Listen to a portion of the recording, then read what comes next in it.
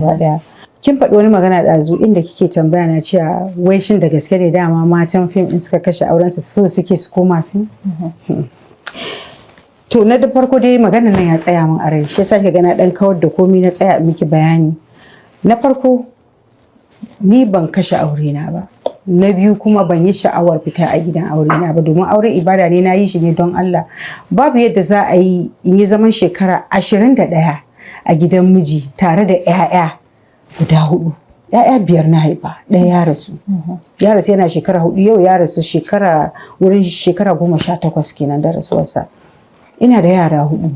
Bayan da za a yi in yi sha'awar a ce yau na rabu da mahaifinsu, ko ina zaune ni kadai, su suna tare da shi, ko ballantana ma yara na suna tare da ni. Suna tare da ni kuma kin ga dole in yi hustling, domin ko yaran nan ma ya zo ya kai wani matakin da ba sa zuwa makaranta tun kafin mu rabu. Dole in mai da su makaranta. Na ɗaya kenan, dole ne in sa su a makaranta. Na biyu dole in ciyar da su. Na uku dole in tufatar da su. Na 4 dole in ba su shelter, wurin zama.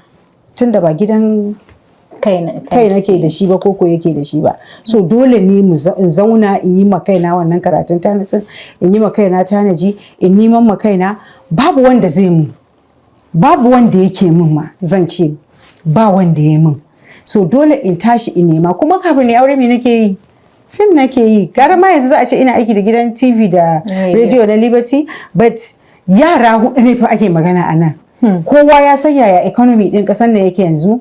Kowa ya san yanda makaranta me yake faɗa. Ko da makarantar gwamnati za ka kai yara, ka san dole sai ka ɗinka kayan makaranta, ka sai yawwa, kin gani, ka sai takardu, kuma sai ka ba su komai da sai kai ciyarwa kaɗai in aka bar mutum da shi a wannan marar da muke ciki ba ƙaramin abu ba ne. So I know what I'm going through. Yes, I know what I'm going through. I know I needed resources.